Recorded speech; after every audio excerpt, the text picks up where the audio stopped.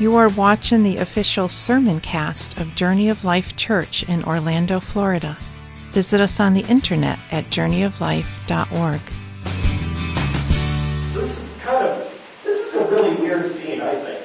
It's, it's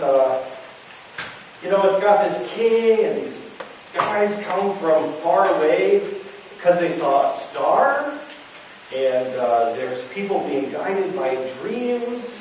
It's really quite a fantastical scene. I want to, first of all, give you a little historical context, because the first thing that I thought about when I read this, and it's a thing that I've thought about several times, is the babies. Herod sent his soldiers to kill all the babies in Bethlehem, 2 years old and younger. That seems like, would anybody do that? Do you think anybody would really do that? Well, I have 3 words for you about Herod. Game of Thrones. Herod was the living embodiment of that. Anybody watch Game of Thrones? I do not, by the way. I'm not judging anybody who does. I just watched a scene from it and said, you know what, that's not for me. But let me tell you a little bit about Herod. Herod, at various times, had his own wives executed. He had his own sons executed. Herod was he was not a man of kindness, but he was a man of action, and if he felt threatened, he would take action. This is the kind of guy that Herod was. So there's 2 people that are contending to rule the Roman world: Octavius and Mark Antony. And you know who goes with Mark Antony, right? The lady. Anybody remember her name? Cleopatra. So Herod, and this is kind of interesting because it ties into the biblical narrative with the wider historical narrative. So Herod is friends with Mark Antony, even though Cleopatra is working to undermine him. Because Herod gave Mark Antony a lot of money to help finance his bid for the throne of Rome. Because this is kind of the moment when the Republic is falling and Rome becomes an empire. So Herod sides with Mark Antony, who eventually loses to Octavius. So Herod chose the wrong side of history. Now, if you had thrown in your lot with the loser, well, I'll tell you what Mark Antony and Cleopatra did. They fled and committed suicide together. That's what you would think someone would do when they go up against someone else and that person ends up becoming the emperor. This is what Herod did, and it's just interesting. Get this. He found out where Octavius was staying. Octavius was on an island palace, and Herod goes there unannounced and knocks on the front door. And someone opens it up and it's like, Herod, you're like the sworn enemy. And he says, I would like to talk to Octavius, please. So, whatever, dude. So he goes to Octavius, and this is what he says. This is how cagey and bold Herod is. So between this instance and killing his own wives and kids, you'll see that this is not out of line. Herod walks into Octavius' throne. He stands up in front of Octavius, and he says, O great Emperor Octavius, I threw my loyalty in with Mark Antony, and I was loyal to the very end. What you should learn from that is I am a man of great loyalty, and I am here now to give my loyalty to you. Is that devious? So you know what Octavius did? Not only did he let Herod stay where he was, but he gave him more land to be the king of. That's Herod. That's the man.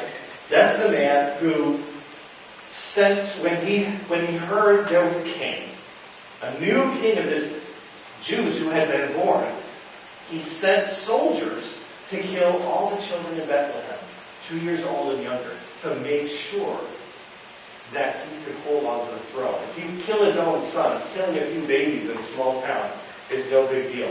So that's Herod.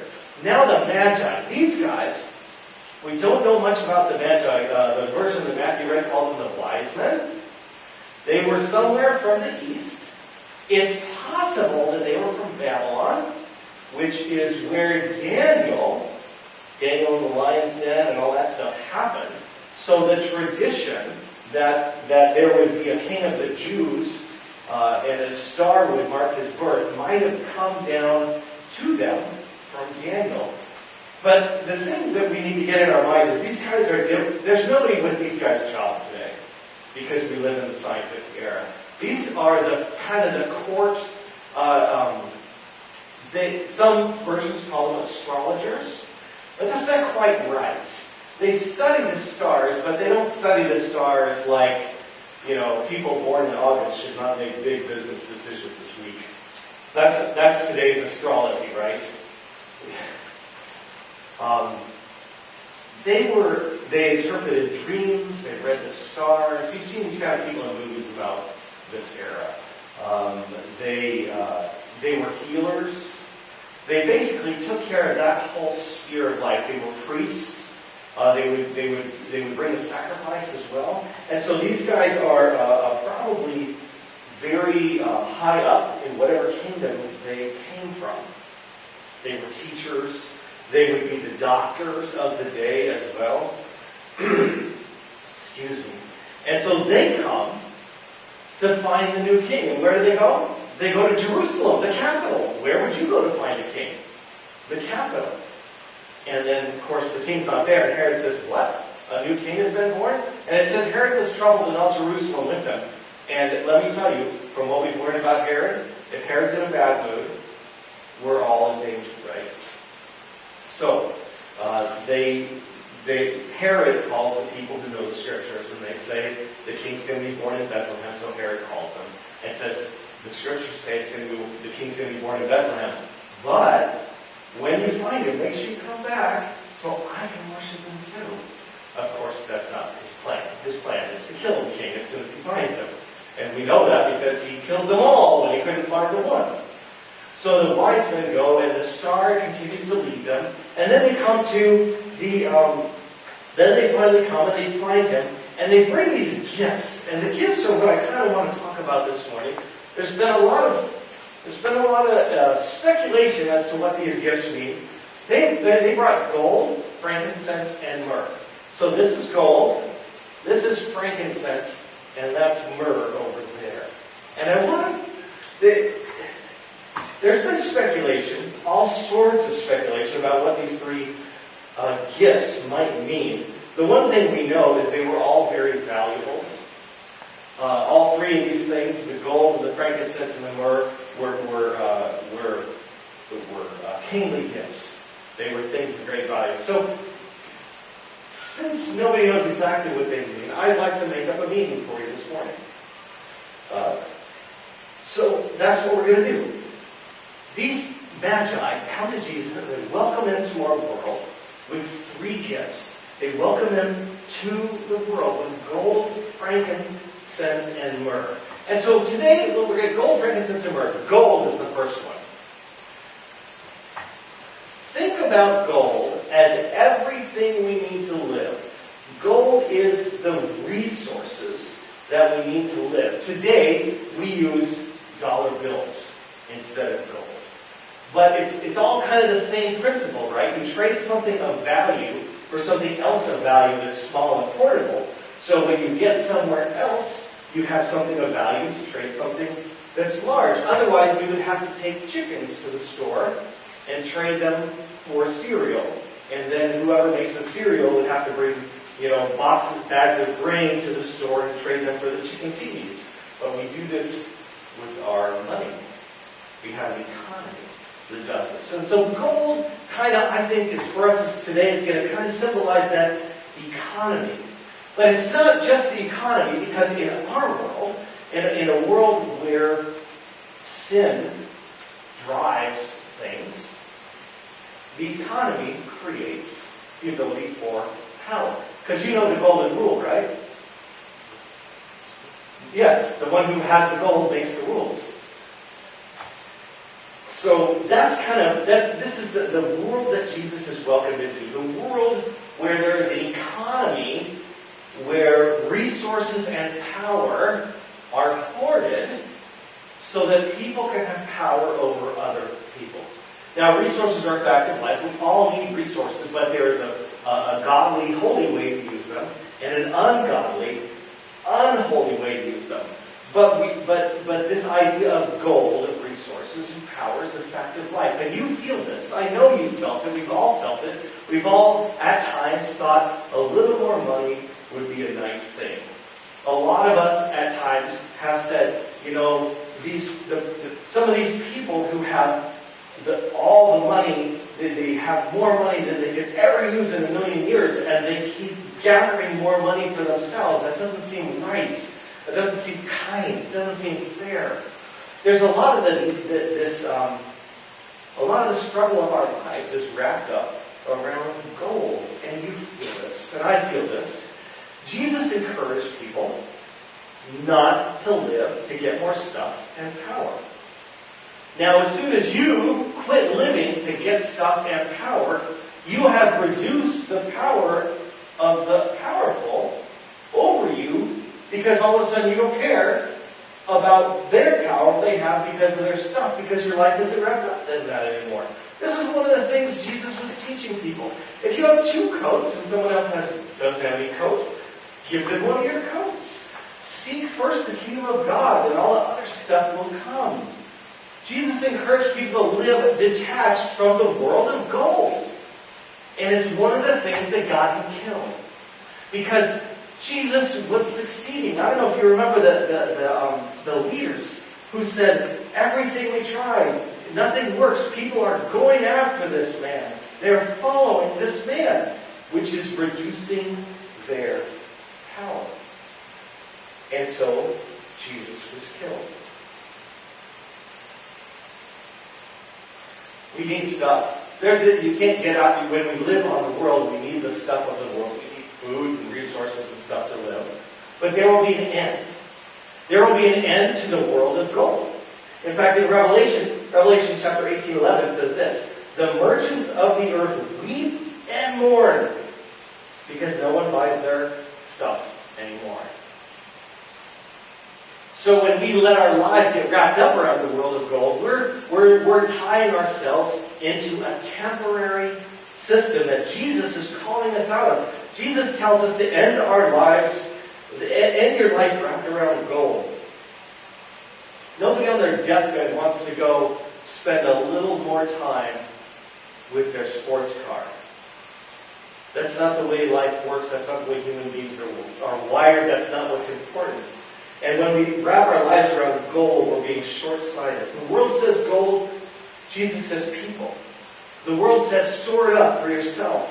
Jesus says that's foolish. When you give to people in need, you are storing up treasures in heaven. So Jesus overcame the world of gold. He was given this gift of gold, but he was never driven by gold, never wrapped up in gold. And he wants the same for us. So that's gold. Frankincense is the second one. Frankincense is, according to one source, considered to be the finest burning incense in the world. Now, we don't burn incense in here. We're not even allowed to, should we want to. But incense is burned in religious ceremonies, and the smoke wafts up. And it's considered to be kind of like the prayers. It symbolizes the prayers of the people as they worship the God, whatever God they're worshiping. And I think that's a perfect picture of our spiritual life. Because our spiritual life is hazy. We can't see God. Anybody in here ever seen God? I mean, don't get too spiritual and theological on me. We don't get to see God. We can't see God. And so the smoke, the haze of the incense burning in prayer is a perfect picture of that. Even Jesus, though he often withdrew by himself to pray and everything, even Jesus was in a sense disconnected from the Father. He was separated because he was human. Sometimes we dehumanize Jesus. We want to make Jesus into a Superman walking around with laser vision and superpowers. And sometimes he does seem to have those. But then sometimes he doesn't. There was one time when he healed a guy and he had to take 2 shots at it. What's that about? What would that do with his faith? Remember the prayer in the Garden of Gethsemane, when Jesus is like, Father, if there's another way, please, I want to do this. Is there another way to accomplish what needs to be done? Don't dehumanize Jesus because he experienced human life. He lived not exactly the way we do, obviously, but he lived in that sort of smoky haze of faith and that a connection with God that's not, you can't grasp it. It's there, you have to believe it by faith, but it's not there. And I know anybody's had any spiritual thoughts about the world and where we come from and what life means, what's it all about, what happens when we die, has experienced the haziness, the wonder, the unsureness of this whole thing from our perspective. Why are some of my prayers answered and a lot of them aren't? What's going to happen in the future? Jesus was welcomed into the world of the hazy, fuzzy, spiritual life. The third thing is myrrh. Myrrh is also used as incense, but it's also a healing oil. Myrrh, in fact, had narcotic properties. Jesus, on the cross, I don't know if you remember this, Jesus was offered wine mixed with myrrh. And the reason it was mixed with myrrh is because myrrh is kind of a narcotic. And it dulls the pain, right? So myrrh is used for a lot of medicinal purposes. It's also used as a burial spice. We see it when Nicodemus is taking the body of Jesus to be buried. He brings a lot of myrrh and aloes to bury with the body because that's just what they do. So if myrrh is this thing that treats sickness and is buried with people, that's what we're going to let it symbolize for us today. Sickness and death. Myrrh is sickness and death. So Jesus is really getting welcomed into our world by these three gifts. Welcome to the world of gold, where people try to have power over other people and make them do what they want to do and all the stuff that goes with that. Welcome to the world of that hazy connection with God that you can't quite put your finger on. And Jesus, welcome to the world of illness and death. Big death, of course. Jesus died on the cross. And, of course, we have to face the same thing. It's one of the greatest facts of our life. It drives so much of what we do.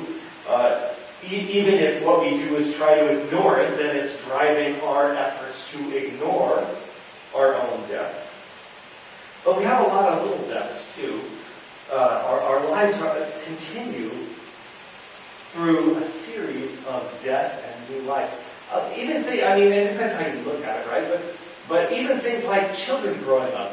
When kids grow up, there's kind of a death. You have to for parents when their kids grow up, the childhood is dying so the adulthood can rise. And I know there are times when I mourn, I kind of miss when my kids were little. And I see that all over Facebook. You see that too. People post pictures of their kids. Facebook pops them up on the memory, the timeline. What's it called, the time machine or something? And it's from 5 years ago. And people are like, oh, my cute little kids are grown up. So there's even a little death, even as the new life, as kids grow up. There's the death of the old and the rising up of the new. We even live with death every day because as living beings, we eat death. Everything you eat because something died, whether it's a plant or an animal. Think about it for a moment. There's very few things we ingest that were not alive at some point. Water was never alive. And then, of course, the minerals, like if you put salt on your food, then that's something that was never alive. But pretty much, you live because something died for you to ingest. And so death, you cannot get away from death as part of life. So there we are. Welcome to our world, Jesus. It's a little different welcome now, isn't it? The song makes it sound so tender and wonderful. Welcome to our world. But, well, welcome to the world of power and economy. Welcome to the world of, excuse me. Welcome to the world of a hazy spirituality where you're not sure about things. Welcome to the world of illness and death. But Jesus did that on purpose. He did it willingly so he could smash those things. So he could overcome those things on our behalf. So we can live. Those are the gold, frankincense, and myrrh are kind of the boundaries of the box Jesus entered into when he became a human. And he entered into those boundaries. We live in the same boundaries of gold, frankincense, and myrrh. That's where we all live. But these are the boundaries Jesus broke. These are the boundaries Jesus overcame. And he calls us to be boundary breakers along with him. He calls us to trust him enough to not give in to the gold system. And to live in ways that don't make the economy of our lives the first priority of our lives. He calls us to live lives that follow his, in not being bound by the gold, frankincense, and myrrh that most people are boxed in by. These are all part of our life, but they don't have to drive us. Our imprisonments. Gold. Here's what Jesus said about gold. Therefore I tell you, don't be anxious about your life, what you will eat or drink, nor about your body, what you will put on. Isn't life more than food, and the body more than clothing? But seek first the kingdom of God and his righteousness, and all these things will be added to you. Jesus tells us that, of course you need to eat, but you don't need to wrap your lives around stuff. What you need to do is seek God. You need to seek to be reunited with the one who is the true source of life and light and all good things. Jesus tells us not to enter into and be bound by the world of gold. Frankincense. Frankincense is that hazy spirituality, that I wonder, where do we come from? Why are we here? What happens when we die? If there is a God, what does God think about us? Does he even care about us? Is God like the Roman gods, where they don't really even care, and our job is to even try to get their attention? Or is God like the Indian, like the Great Spirit that just sort of inhabits everything? Is that what God's like? Because we're left trying to figure it out. We're left trying to figure out what this is all about.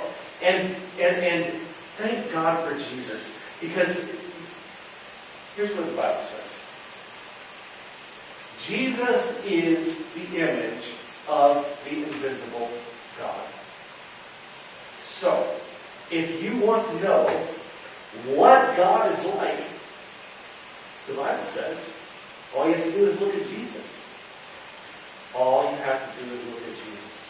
And what do we see in Jesus? We see kindness. We see love. We see forgiveness. We see someone who lifts up people who are burdened. We see someone who brings forgiveness into the lives of those who are weighed down by their past. We see someone who stands up to the authorities who would like to control the lives of other people. God is on the side of the downtrodden, the oppressed, the struggling. That's what we see in God. So when we think of frankincense now, we can thank God for Jesus, because he shows us, as best we can see in human terms, what God is really like. Gold, frankincense, and myrrh. Sickness and death. The ultimate fact of every life. And what does God tell us about that? What does Jesus tell us about that? You know this verse. For God so loved the world that he gave his only Son, that whoever believes in him should not perish but have everlasting life.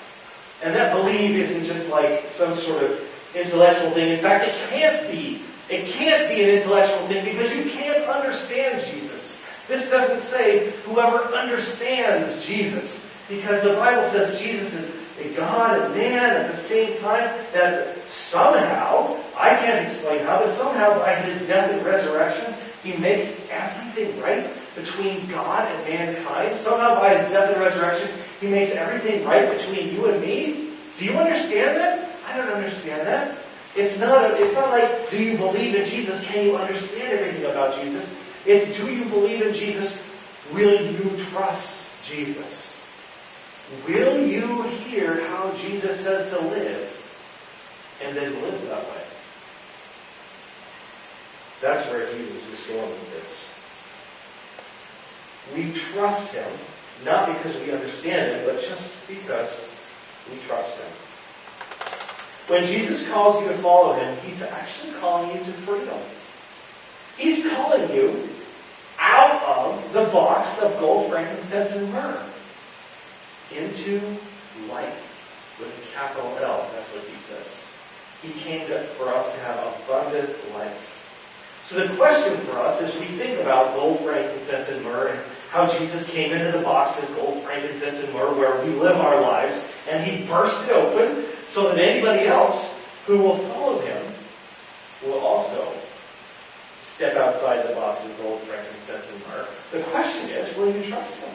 That's the question. That's the constant, continual question. Will you trust Jesus enough to follow him, enough to be free? And it's not like one big, sometimes it's one big step. There's lots of one big steps, but it's a reorientation of your entire life. It's like you decide to get off the gold, frankincense, and myrrh highway and try the Jesus road instead. And when you decide that maybe you don't need to live on the gold, frankincense, and myrrh highway, and that maybe you want to hear what Jesus is calling you, you take little steps, and Jesus begins to crack you open a little bit. He begins to show you freedom. Sometimes it's a little painful because you discover a lot of stuff inside yourself. Sometimes it's a great release, but it's always good. Because Jesus is always good. Jesus said in Matthew 7, ask and it will be given to you. Seek and you will find. Knock and the door will be open to you. That's the posture of faith. The getting off the gold, frankincense, and myrrh highway is to begin to ask, seek, and knock toward Jesus. And I would encourage you as we start the new year to make the choice we all have to make every day to choose the Jesus road instead of the gold, frankincense, and myrrh highway. Let's pray. Father in heaven, you have brought us to this place. This strange incident happened almost 2,000 years ago now. More than 2,000 years ago. And yet we're listening to it. We're reading about it again. We're thinking about it and what it might mean for our lives. Father, help us to step to follow Jesus out of the gold, frankincense, and myrrh box and into life, true life, and peace that only you can give us. Father, give us courage to follow Jesus just a little bit more today. In his name.